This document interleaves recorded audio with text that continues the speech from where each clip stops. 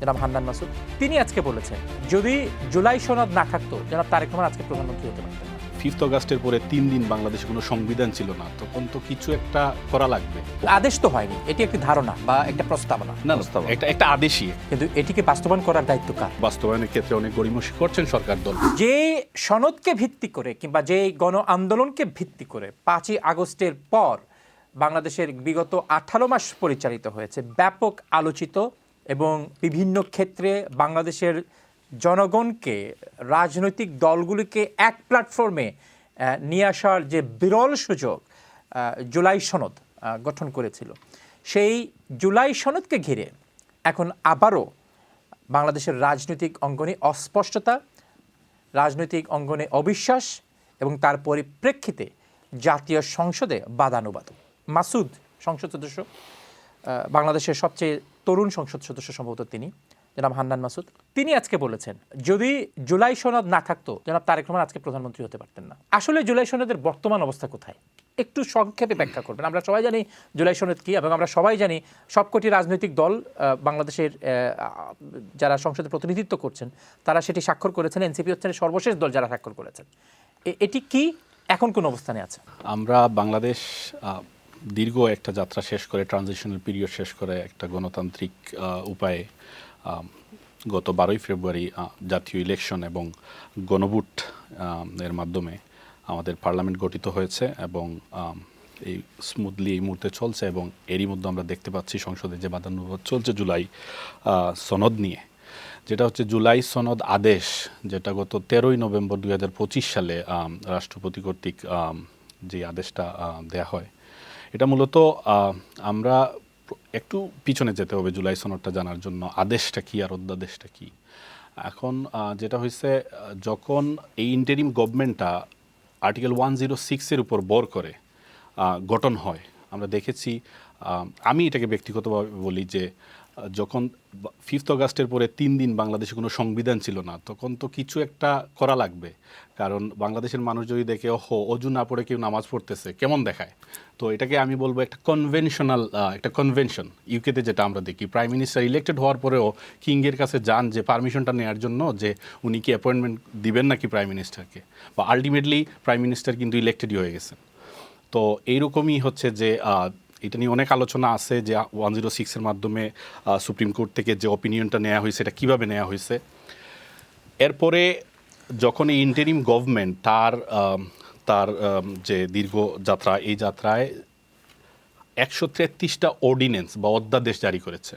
কারণ তার হাতে অনেক সময় দেখা গেছে যে এই সংবিধানকে ব্যবহার করেও অনেক সময় অনেক অধ্যাদেশকে নিয়ে আসা হয়েছে, বাট সবগুলো অধ্যাদেশ এসেছে আর্টিকেল 93 অনুযায়ী। এটা প্রেসিডেন্টের একটা পাওয়ার ছিল, ওইটাকে ব্যবহার করে এই অধ্যাদেশগুলো নেওয়া হয়েছে।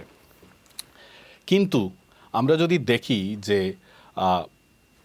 সংস্কার কমিশন, যে 6টা সংস্কার কমিশন হইল, এগুলার ভিত্তিতে ঐক্যমত্য কমিশন গঠন হওয়ার পরে সব রাজনৈতিক দলের আলোচনার ভিত্তিতে যে জুলাই সনদটা রেডি হয়েছিল, যেটাতে সবাই স্বাক্ষর করেছে, এটাকে বাস্তবায়নের জন্য গত 13ই নভেম্বর জুলাই সনদ বাস্তবায়ন, ওইখানে ব্র্যাকেটে আছে সংবিধান সংস্কার আদেশ 2025 যেটা দেয়া হয়েছে। এটা কিন্তু প্রেসিডেন্টের বা সংবিধানের কোনো আর্টিকেল অনুযায়ী করা হয় নাই, এটা সম্পূর্ণ একটা নতুন একটি আদেশ হিসেবে আসছে।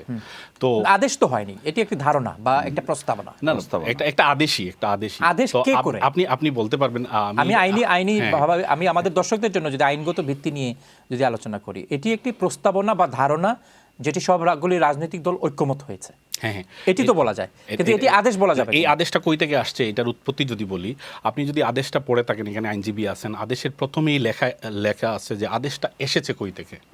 এই আদেশটা এসেছে জুলাই অভ্যুত্থানে যে গণজাগরণ হয়েছিল, মানুষের স্বতঃস্ফূর্ত অংশগ্রহণ, যে ফেসিস কাঠামো, যে সাংবিধানিক প্রক্রিয়াকে ব্যবহার করে বাংলাদেশে একটা ফেসিস কাঠামো গড়ে উঠেছিল, এটার বিরুদ্ধে যে গণজাগরণ হয়েছে, এই গণজাগরণ কে মাধ্যমে যে অভ্যুত্থান হয়েছে, এই অভ্যুত্থান থেকে অনুপ্রাণিত হয়ে এই আদেশটা, আমি যদি মানে ওয়ার্ড বাই ওয়ার্ড কোট না করতে পারলেও, এই অভ্যুত্থান থেকে অনুপ্রাণিত হয়ে এই আদেশটা এসেছে। সো এটাই হচ্ছে যে প্রথম সেন্টেন্সটাই এটা, সো আদেশটা হচ্ছে যে এইভাবে আমরা যদি উপেক্ষা করার চেষ্টা করি, ও আদেশটা কই থেকে আসলো, সংবিধান থেকে আসলো কি কোথা থেকে আসলো, এখানে স্পষ্টভাবে বলে দেওয়া হয়েছে এটা কিন্তু জুলাই আন্দোলন থেকে অনুপ্রাণিত হয়ে আদেশটা এসেছে এবং এই আদেশটার প্রত্যেকটা বাস্তবতারই তো একটা প্রেক্ষাপট থাকে এবং নিশ্চয়ই প্রিয়াম্বল যেটাকে আমরা বলি, অফকোর্স রিজনিং। 5ই আগস্টের পরিপ্রেক্ষিতে এই জুলাই সনদ গঠিত হয়েছে এবং আপনি ঐক্যমত গঠিত হয়েছে এবং সেই আলোকে এই আদেশটি আপনি যেটি বলছেন সেটি প্রস্তুত করা হয়েছে, কিন্তু এটিকে বাস্তবায়ন করার দায়িত্ব কার? এটিকে বাস্তবায়ন করার দায়িত্ব যখন আদেশটা দেয়া হয়েছে, আদেশে সুস্পষ্টভাবে উল্লেখ করা হয়েছে যে আপনি হচ্ছে একটা অর্ডিন্যান্স কিন্তু এর পরে দেয়া হয়েছিল যে গণভোটের জন্য।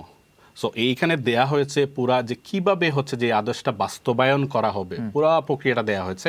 এবং আপনারা যদি দেখেন এই আদেশটার মাধ্যমেই কিন্তু গত 12ই ফেব্রুয়ারি যে দুইটা বুট হইল, একটা হইল গণভোটে কিন্তু এই আদেশটায় জুলাই সনদ বাস্তবায়নের জন্য জনগণকে পাওয়ারটা দেয়া হয়েছে, তাদের গাঠনিক পাওয়ার। কারণ বাংলাদেশে হচ্ছে যে পিপুল আর সভরেইন, জি, এইখানে আমরা দেখি পার্লামেন্টারি সভরেন্টি, কিন্তু বাংলাদেশে কিন্তু আলটিমেট সভরেন্টিটা হচ্ছে পিপুলের হাতে। এই সভরেন্টিটা তারা কখনো কিন্তু অন্য কাউকে দেয় না। আপনি দেখবেন 12 তারিখ যে দুইটা বুট হয়েছে, পার্লামেন্টারি ইলেকশন বা আইন প্রণেতাদেরকে নির্ধারণ করা হয়েছে সংবিধান অ্যামেন্ড করার জন্য, সবসময় নির্ধারণ যেটা করা হয়, সাথে একই সাথে ভোট দেওয়া হয়েছে। এটা তার পিপুল তার নিজের অভিপ্রায় ব্যক্ত করেছে যে সংবিধানকে গঠন করার জন্য। এই জন্য আমরা বারবার এটাকে বলি সংস্কার, এটা অ্যামেন্ডমেন্ট না। তো যখনই হচ্ছে মনে করেন জনাব তারেক রহমান এমপি হয়ে যখন এসেছেন, উনি একই সাথে আইনকে সংবিধানকে অ্যামেন্ড করার যেমন যোগ্যতা উনি নিয়ে এসেছেন, এবং একই সাথে উনি সংবিধানে গঠন করার জন্য সংস্কার করার মাধ্যমে জুলাই সনদ বাস্তবায়নের মাধ্যমে সংবিধান গঠন করার জন্য ভোটে 71% ভোট নিয়ে এসেছেন। সো আমি বলবো যে এই আদেশটা মাধ্যমে যে গণভোট বাস্তবায়ন হয়েছে এবং 69% মানুষ এখন পর্যন্ত, আমরা 4,80,00,000 মানুষ ভোট দিয়েছে, দেওয়ার মাধ্যমে মানুষ এই সংস্কার জুলাই সনদ বাস্তবায়নের মাধ্যমে সংবিধান সংস্কারের জন্য তার গাঠনিক ক্ষমতা যেটা আছে এটা প্রয়োগ করেছে এবং এটার বাস্তবায়ন আমরা এখন এই সংসদে দেখতে পাচ্ছি যে বাস্তবায়নের ক্ষেত্রে অনেক গড়িমসি করছেন সরকার দল। তো আমরা আশা করি হচ্ছে যে অতি সত্বর ওনাদের বোধোদয় হবে